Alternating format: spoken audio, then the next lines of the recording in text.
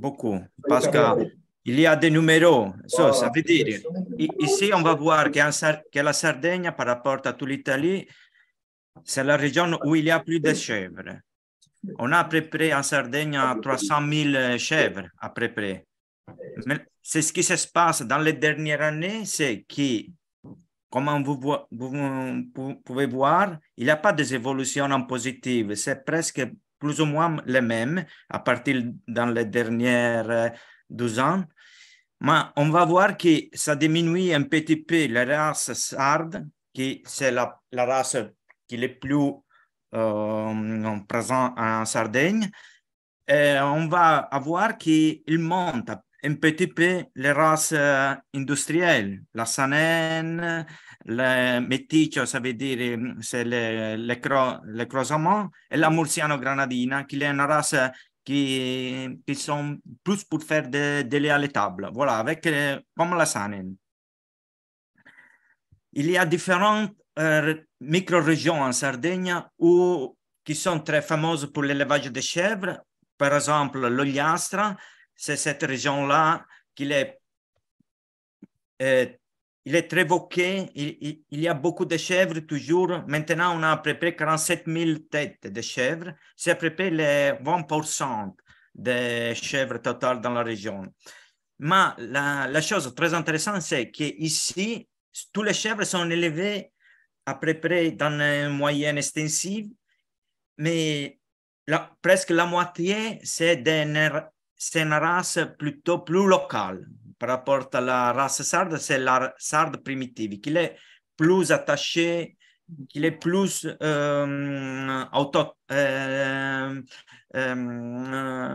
plus rustique. Voilà. Et ça, vous voyez, c'est 70% de race sarde, mais la race sarde primitive, c'est à peu près les 10%. Après, on a un peu de Murciane et de Saanen, mais la plupart, c'est sarde. Ça, c'est notre région d'Oristano où il y a des sardes, mais c'est surtout Saanen, Meticcio et Alpine, où c'est presque les 50%. Et ici, c'est parce que c'est dans la plaine, on fait plutôt des lait industriels, beaucoup de lait à l'étable. Et notre région, c'est le nord de la Sardaigne, où il y a il y a plus de plaines ici. Les éleveurs sont plus pour la Saanen, la Meticcio et l'Alpin, pour faire du lait très industriel toujours. Après, on a, dans le sud de la Sardaigne, on a beaucoup de races sardes aussi, mais on a aussi presque 40% de races pour faire du lait industriel toujours. Et après, on a la région de Nuoro où se rassemble beaucoup à l'Ogliastra. On a beaucoup de sardes, un peu de sardes primitiva. C'est parce qu'ici, on a beaucoup de montagnes, beaucoup de parcours, beaucoup de maquis, comme l'Ogliastra. Voilà. Après, on a la Gallura où on a beaucoup de chèvres qui sont pas tous à la maquis, mais on a aussi des Saanen, des Murcianes, c'est un peu à la moitié entre l'Ogliastra et le sud de la Sardaigne. Et ça sont les races qui sont élevées plus en plus en Sardaigne. On a à gauche la race sarde, il se ressemble beaucoup à la race corse, parce qu'il a à peu près 50 kg de poids vifs et 170 litres de lait en 190 jours de lactation. La race sarda primitive, c'est un petit peu plus petit par rapport à la sarda. Et après, on a la Saanen, l'Alpine, l'Alpine. Après, on a la Murciana et la Malaguena, qui est entrée en Sardaigne avec la Murciana dans les dernières 10 ans, à peu près. Parce qu'en Sardaigne, on a maintenant beaucoup de demandes du lait alimentaire. Mais on a des filières qui sont complètement différentes entre la race sarde, qui va produire des produits qui sont plutôt typiques, locaux, et les races plus industrielles comme la Saanen et l'Alpine qui ne produisent que du lait, pratiquement alimentaire, et après un peu de fromage, mais pas beaucoup, c'est surtout du lait. Et ça, c'est la situation actuelle en Sardaigne par rapport à près 90 ans derrière.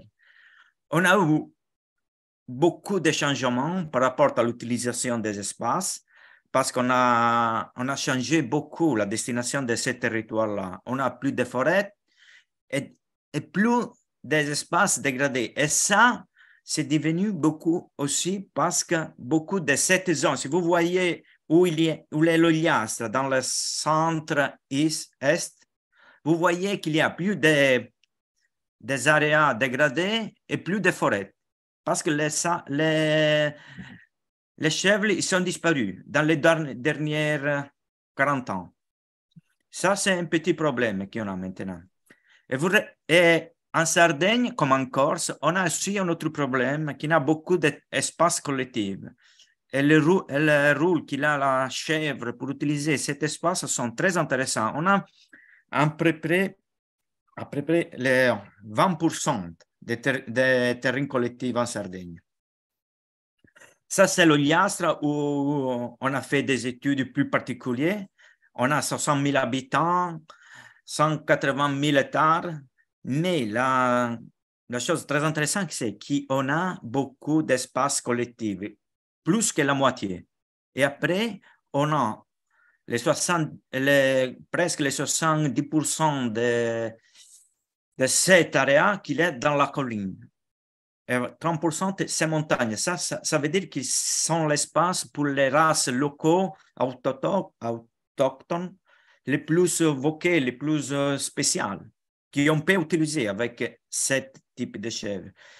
Et ça, c'est pour vous dire qu'après que beaucoup, dans l'Ogliastre, beaucoup de choses sont changées et aussi l'élevage il est changé beaucoup, l'utilisation des parcours et tout ça, il est disparu beaucoup des éleveurs. On va voir que dans les zones de montagne, ici dans les zones, on va voir que la population, on a le problème d'abandon de peuplement de ce village. On va décaler beaucoup dans les derniers 20 ans parce que le travail, il n'est pas beaucoup. Et là, les plus des habitants, il était des éleveurs. Et ça, c'est un problème social. Et c'est que la différence entre la Saanen industrielle et la sarde, ce n'est pas plutôt le problème de production de lait, de pois vifs, c'est parce qu'avec les races locaux, on peut utiliser la maquis et ce territoire qui est très spécial pour cet animal. On a fait beaucoup d'études à la station de recherche où on travaille. On va voir que le comportement animal, c'est très variable par rapport à les différentes situations qu'on a et par rapport à la situation physiologique des animaux. On a les chèvres, ils se débrouillent de plus en plus, ils mangent plus de types d'espèces fourragères différentes par rapport à des autres périodes. Ça, il y a des histoires très intéressantes, mais il y a un problème. Et le problème, c'est que la maquis, ce n'est pas un aliment qui va nourrir très bien les animaux. Ça veut dire que cet animal, la race sarde, pendant les siècles, les millénaires, il a fait une sélection pour utiliser cet aliment qui est très pauvre en matière azotée, comme vous pouvez voir. Et cette matière azotée, par rapport à différentes espèces, ça c'est l'herbe, ça c'est piel, c'est Pistacia lentiscus, c'est la quercus, suber, ilex, l'unicera. Il va changer beaucoup aussi entre la saison. Et ça, c'est très intéressant pour connaître mieux comment il faut donner les aliments, la complémentation. Mais on a aussi beaucoup de problèmes avec les tannins, qui sont des substances dangereuses pour la santé des animaux. Mais après, on va voir que peut-être qu'ils sont aussi des possibilités de valoriser de plus en plus notre produit. Parce que cette année, probablement, on va donner à lait et au fromage des situations très intéressantes du point de vue nutritionnel, comme on peut vous dire. Ici, c'est pour voir aussi, des choses. dans les figures qu'il est en haut, on va voir que c'est toujours dans le système extensif un défi, on a toujours un défi en termes d'énergie. Et en bas, on va voir par rapport à les besoins d'entretien. Et en bas, on va voir que toujours, pendant les différentes saisons, cet animal a besoin un petit peu de complémentation alimentaire. Et ça, c'est très intéressant. Par rapport à la race sarde, qui va produire toujours 170 litres de lait, et le poids vif, c'est 50 kilos. Il faut il faut un petit peu réfléchir sur ça. Et après, qu'est-ce qu'on a fait? Parce que la race sarde, c'est pas... On a beaucoup de compétitions avec les races industrielles. Comment on peut valoriser ces produits? On va voir à faire... On est allé voir comment on va voir les différences entre les tables, les pâturages à l'herbe ou le pâturage à la maquille. On va voir que dans les laits, qu'ils viennent de pâturage, herbe et maquille, les matières grasses positives, les acides gras polyinsaturés sont plus riches dans le lait et aussi dans les fromages. Et ça, c'est très intéressant parce que ils sont très importants pour notre santé.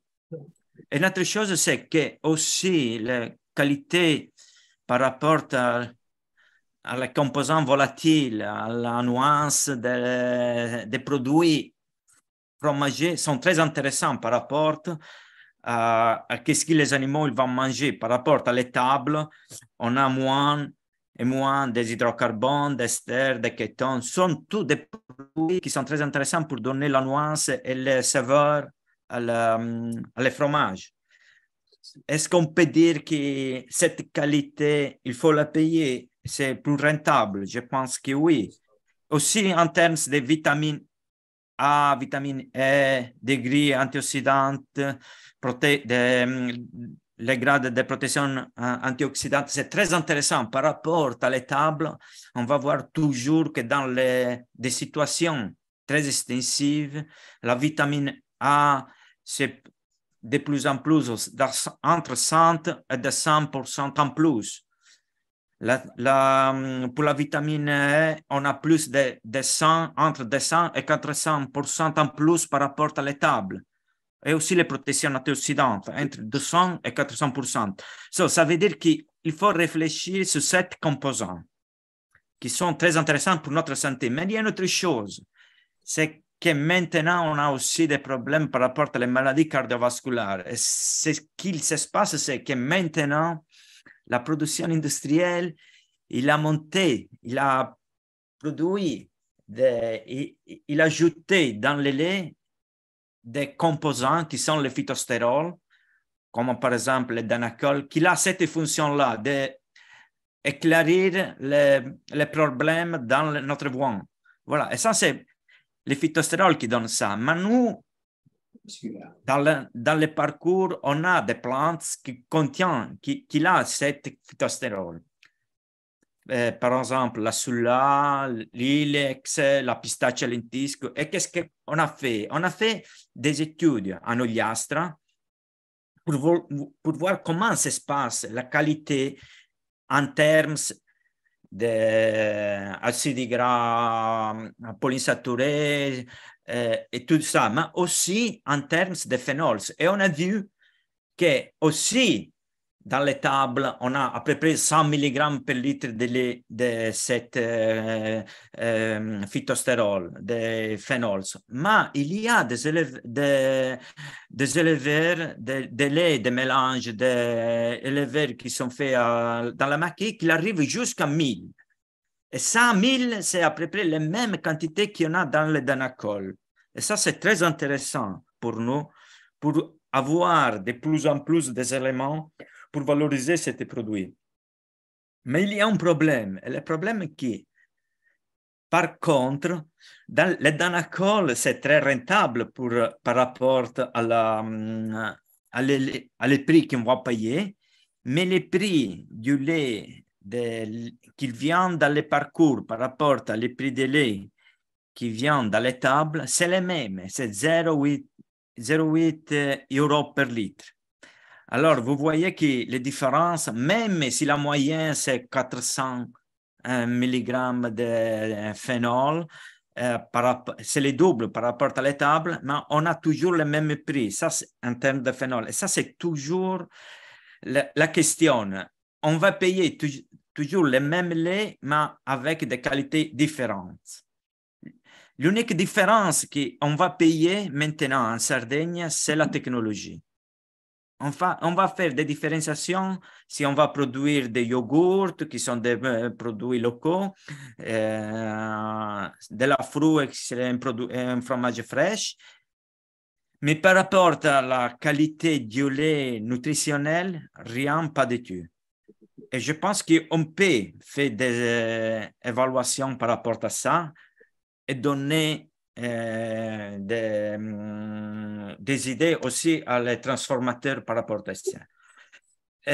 Ça sont les dernières diapos. Ça veut dire qu'on a fait des essais pour voir si, même si dans la bibliothèque, il n'y a pas de travaux sur ce sujet-là, on va voir si sur les couleurs, on a beaucoup de différences. Et on a vu qu'entre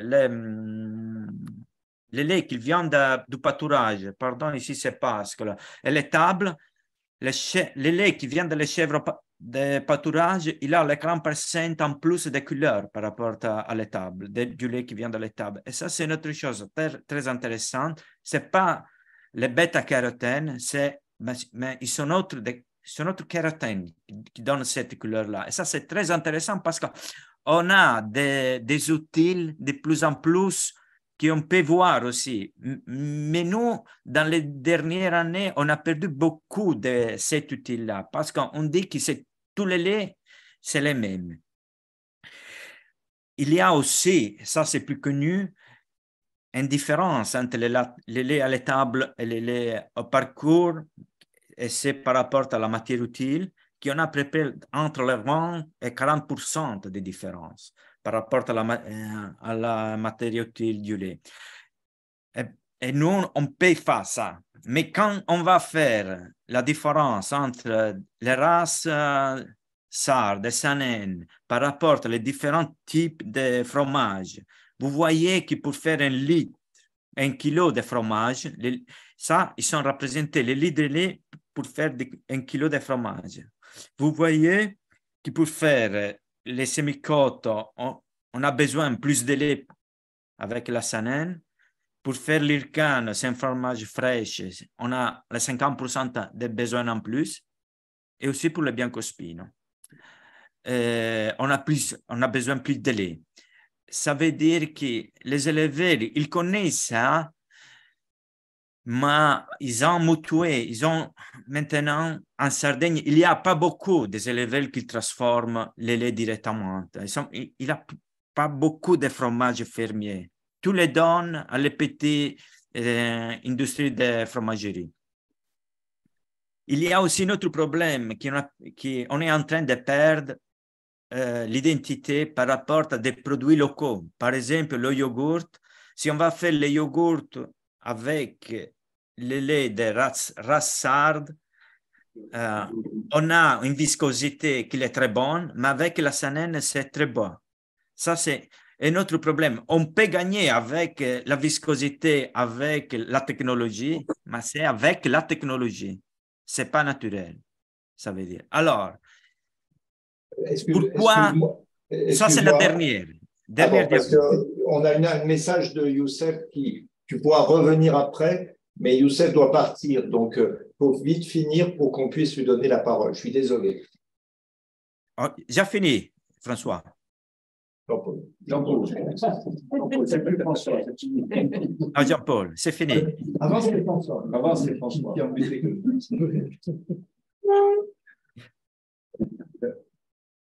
OK? D'accord. Donc, production limitée, forte demande de main-d'œuvre à prix du lait très bas. Voilà, c'est la conclusion, mais avec des possibilités au niveau touristique, au niveau qualité alimentaire et maintien des connaissances locales. OK. C'est bon? Désolé, André, mais... Non, c'est bon. Merci, en tout cas, c'était très intéressant. Je pense que tout le monde reviendra vers toi pour te poser un certain nombre des questions. de questions. Reste avec nous. Des questions. Non, pas maintenant, on ne peut pas maintenant. Donc, je vais passer la parole à Youssef.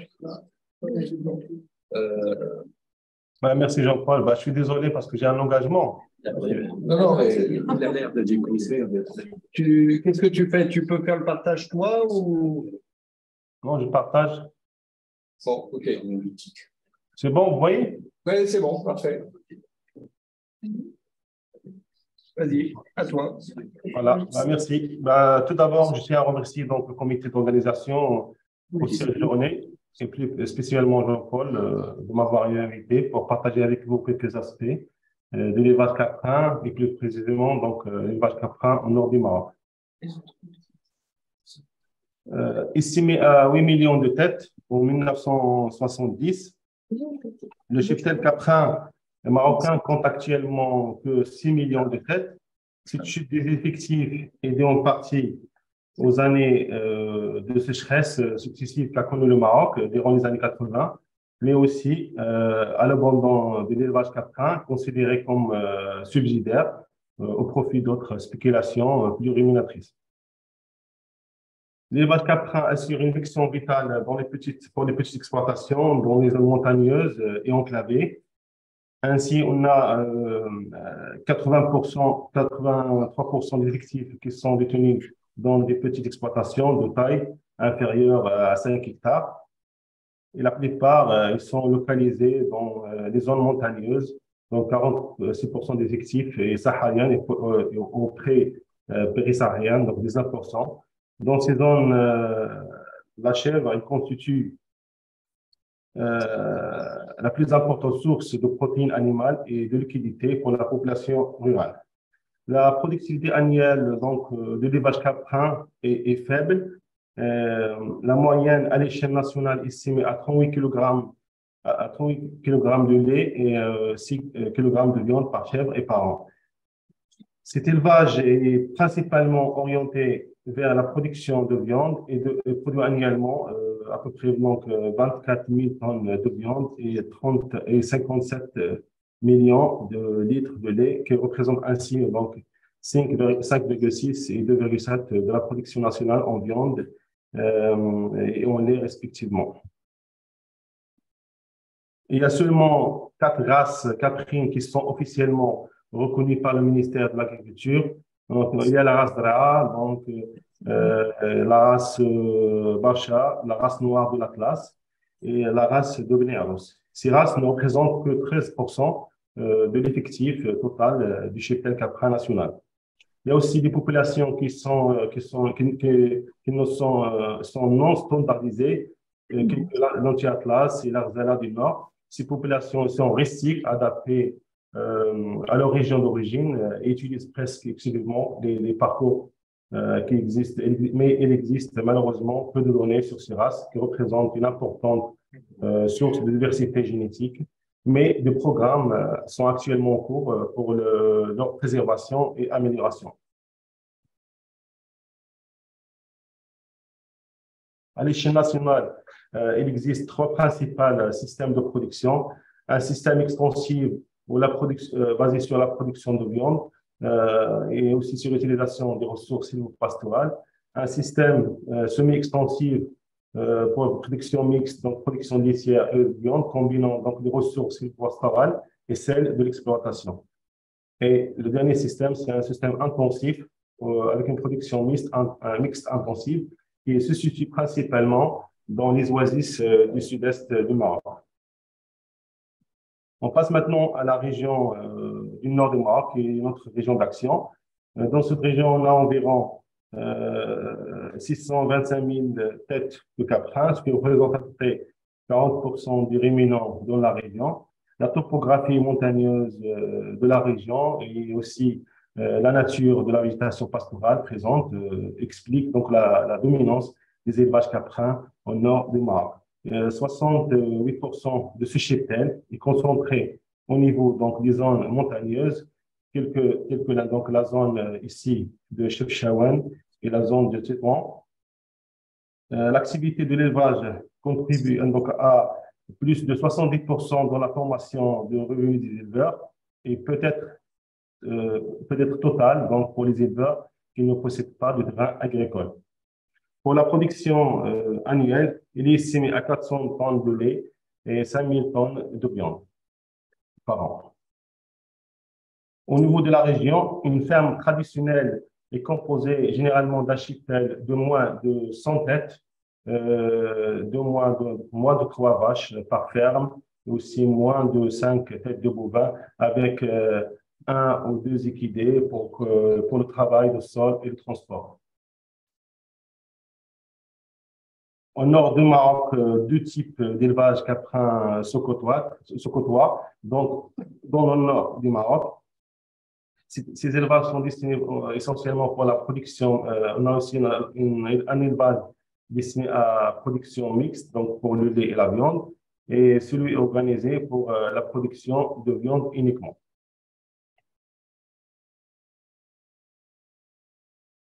Les élevages menés pour la production de viande sont basés uniquement sur les ressources pastorales qui apportent à peu près plus de 96% des besoins des animaux et se localisent dans les régions les plus enclavées de la région où le caprin est l'élevage le plus pratiqué, alors que les bovins et les ovins sont quasiment absents. Le troupeau passe toute l'année sur le parcours forestier et aucune supplémentation n'est apportée, même dans les périodes de faible productivité des parcours ou du besoin élevé des animaux. Bien que la production de viande soit l'objectif principal de ces élevages, la productivité pondérale à 70 jours par chèvre et par an est faible, estimée à 6,8 kg, ce qui génère une marge par chèvre et par an varie donc entre 13 et 40 euros. Comme le montre ce calendrier alimentaire, donc les élevages menés pour la production de viande sont basés exclusivement donc, sur les ressources pastorales ou bien sur des pâturages en forêt. Et ici, donc, pendant les périodes de désert, donc, les éleveurs pratiquent le débranchage pour satisfaire les besoins des animaux. Donc, c'est les branches et les apportent au niveau des parcours. C'est bien pour montrer les principales espèces pastorales donc sélectionnées par les caprins. La ration prélevée par les caprins sur les parcours forestiers est composée essentiellement donc d'arbustes pastoraux tels que les cistes, le pistacher, mais aussi les chênaies pour les arbres.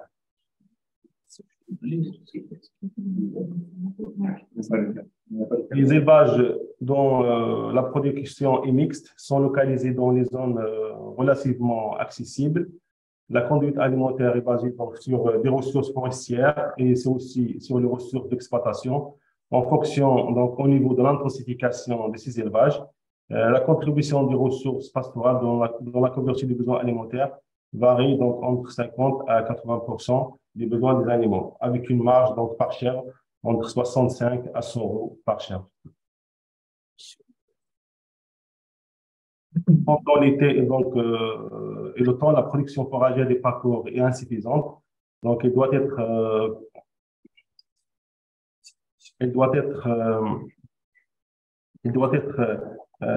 complétée par des produits d'exploitation, donc tels que parfois donc la paille de céréales, la jachère, les résidus de maïs, le sorgho et parfois d'autres cultures fourragères tels que le bersim, bien l'orge ou l'avoine, donc selon la disponibilité. La principale source de revenus des éleveurs provient de la commercialisation du lait et de la viande, des chevaux. Le lait est collecté soit pour l'autoconsommation au niveau des élevages les plus modestes et qui se trouvent en général loin des centres de collecte, ou bien il est destiné à la vente directe pour la fabrication des fromages au niveau des fromageries, telles que donc, la fromagerie de Chefchaouen. Pour les chevaux, ils sont vendus en fait au niveau des marchés hebdomadaires qui se situent au niveau des communes avoisinantes ou bien réservés pour être commercialisés durant les fêtes, principalement la fête du sacrifice. La diapo suivante montre en fait quelques photos de paysage rural au niveau de la région du nord du Maroc, le style des bâtiments de résidence qui va du moderne, traditionnel, de la pratique de l'agriculture de subsistance sur de petites parcelles, des bâtiments d'élevage bien bâtis et d'autres, et aussi des chèvrières en plein air pour les élevages les plus modestes.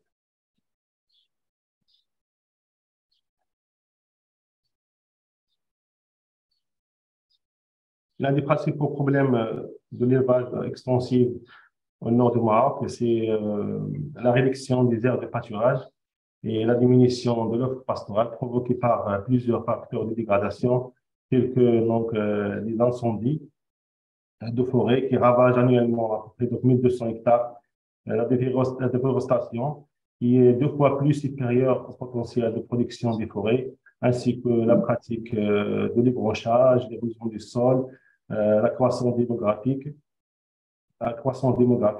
l'expansion de l'agriculture, principalement l'agriculture irriguée, ainsi que la sédentarisation et l'augmentation de la charge animale et bien sûr donc la culture de cannabis qui s'installe principalement sur des terrains donc, forestiers.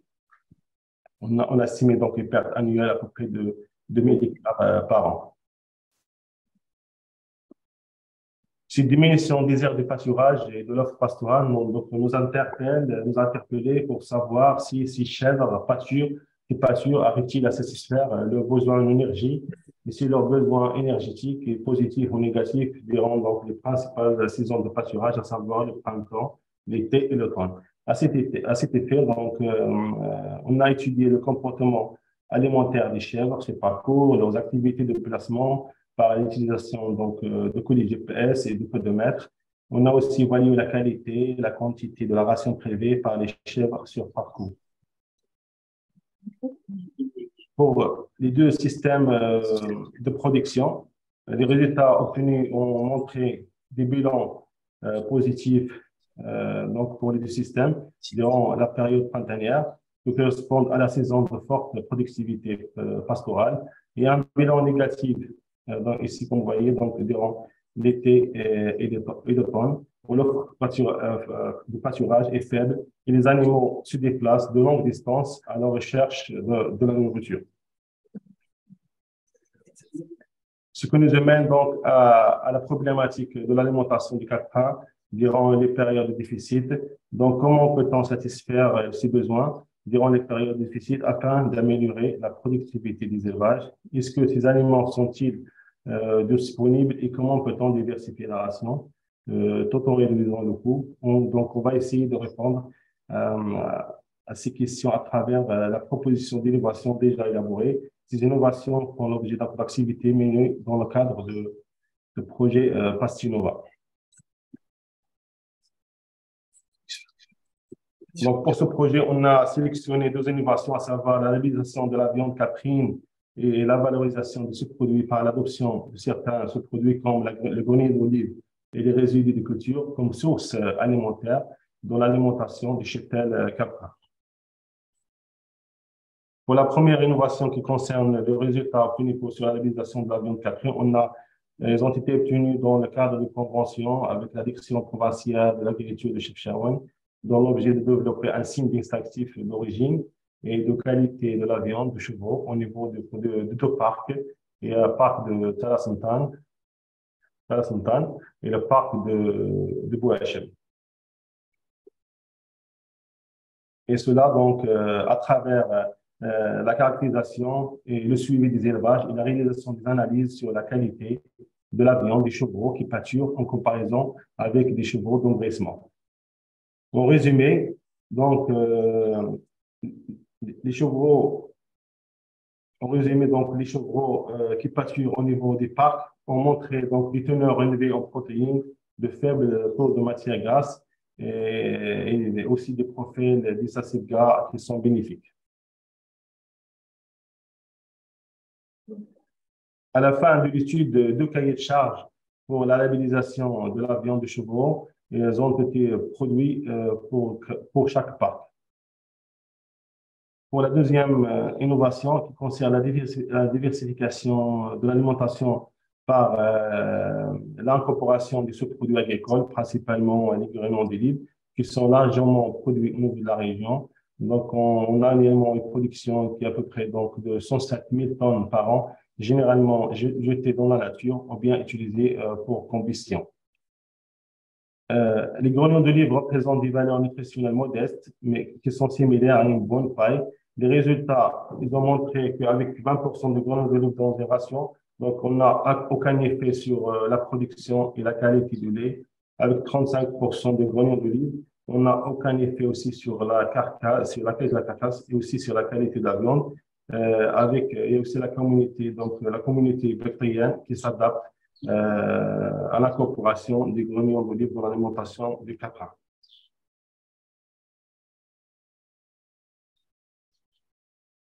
Les principaux moteurs de l'adoption de cette innovation, donc, c'est de limiter donc, la pression sur le pâturage, réduire la concurrence sur les aliments conventionnels et réduire la pollution, car de grandes quantités de déchets pourraient être utilisés comme ressources alimentaires non conventionnelles plutôt que de les jeter dans la nature, aussi augmenter la productivité et les revenus donc, des éleveurs.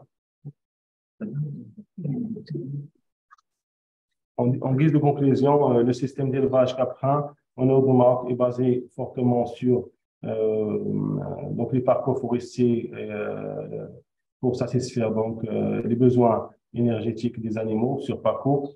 Les produits caprins sont fortement liés au terroir, donc qui doivent être valorisés par des signes distinctifs de qualité.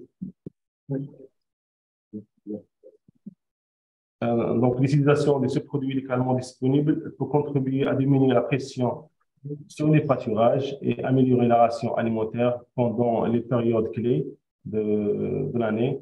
Donc, il est besoin aussi d'élaborer des stratégies de gestion des pâturages dans une perspective d'assurer la durabilité des élevages caprins.